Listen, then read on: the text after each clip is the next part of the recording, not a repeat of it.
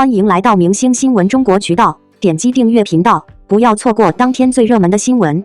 10大烂剧排名出炉，安乐传遭唾弃，杨洋在演技上不及靳东。网眼瞧去，整个23年影圈最炸裂的作品，竟然是一朝上映，全网沸腾的狂飙。本以为开局继王炸是个好兆头，没成想一路狂飙到年底。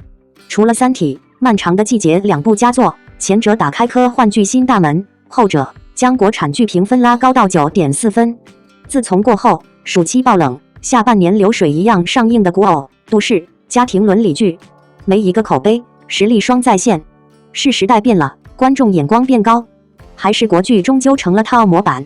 今天就盘点一下整个23年最烂的10部影片，不知有没有一部精准踩到你的雷点？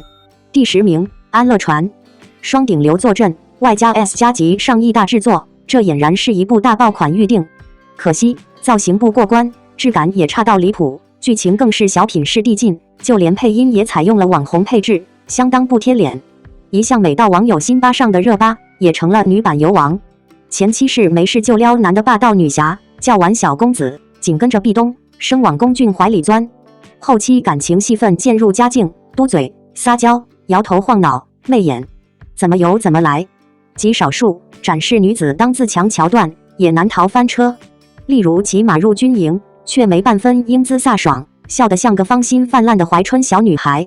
背景更是抠图明显到将观众当成傻子，难怪就连央视都下场点评这部电视剧让演员门槛降低。第9名，后浪，赵露思一直都是装傻充愣的傻白甜专业户，与女主孙头头的横冲直撞性子自然相当贴合，所以当她以外卖员身份泼顾客一脸汤水，桥段虽雷人，但她的牛叉哄哄样子也算蛮可爱。但一时的无脑是彰显不问世事小姑娘的天真，但次次情绪失控，就让观众越看越满脸问号。将壮丁揍进派出所，因此坑了一个不认不识中医教授，整整10万人民币。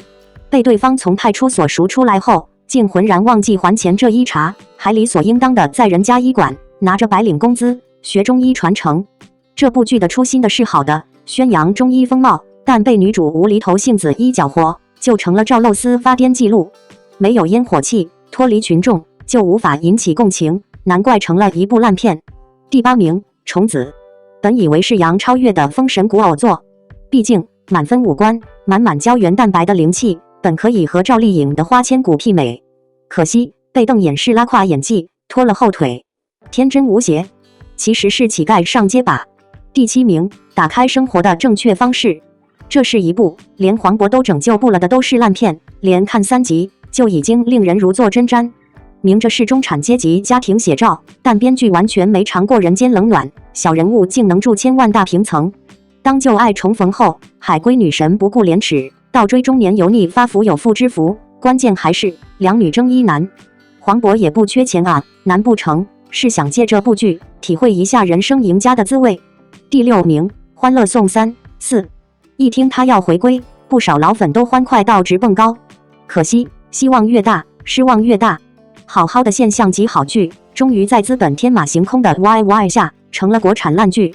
新舞美当然也各有千秋，但撑不起前2部打下的架子，故事飘忽吹嘘，主角们矫揉造作，简直比小时代还各怀鬼胎，改个新名不好吗？何必祸害这个好 IP？ 第5名，雪鹰领主，这部剧烂的方向有点与众不同，剧情不错，打斗特效也堪称一流，算是玄幻剧的天花板级别。古力娜扎的美貌也一如既往再现，连黑粉都心服口服。但拉胯在整部剧都凑不出一个有演技的，导致没一个能拿得出手的名场面。大把时间和成本倾注了，却唯独忽略了主演实力，难怪会扑街。第4名，风玉送春归，这原本是一部响当当的反腐大戏，但一经播出，宣传噱头沦为笑柄。影片处处是爱技术画面痕迹，整部剧的关键桥段更是充斥着各种不合理设定，注水明显。与其说是一部书写贪腐官员走向淤泥深潭的人性正渣剧，不如说是证圈大佬寄居一堂过家家。第3名，转角之恋，蒋雯丽万想不到，一部压箱底多年的姐弟恋情感剧，让自己半生白干，晚节不保。网友更是无福消受，这对相差14岁的情人疯狂秀恩爱，哪怕是在荧幕中依旧隔音，两个超短发谈恋爱，像极了海尔兄弟。再定睛一瞅他们的正脸，什么姐弟相爱，完全是老年人偶像剧，滑稽的母子恋。第2名，我的人间烟火。头一次见烂剧，也可以话题与热度齐飞，也第一次知晓，原来剧雷到一定程度，也可以载入国产剧历史。不止成功惹恼医学、消防界，男女主杨洋和王楚然也被无脑剧情连累到路人缘全失。虽说角色不上升本人，但选什么剧本也是艺人自己的决定。吃了捞金红利，就该承受因果。第1名，无间。7年磨一剑，就磨出这么一个玩意，打着2023年谍战天花板名号，实际却全员无脑，桥段雷人，主演更是只顾着耍帅和沉寂在狗血三角恋中。例如拷问桥段，明明被打了2剂听话水，还受着电医刑法，靳东依旧不忘闭眼耍酷。中弹第2天就安然无恙打群架，又以普通特工身份100米外就熟知敌情，时不时还上演神兵天降超凡轻功桥段，在敌方战区行动自我，来无影去无踪，视对方巡逻为无物。除他之外，包括王志文、俞飞鸿等老戏骨，同样桥段拉胯，完全演不出正与邪的冲突。若说古偶和都市剧远离主流正轨，大家可以边看边骂，但这种大谈民族主义、家国情怀的谍战剧，还这么不严谨。若句句如此，不着调，影视圈还有希望吗？通过10大烂剧排名，《安乐传》遭遇了不小的争议，但这并不代表杨洋在整体演技上不足。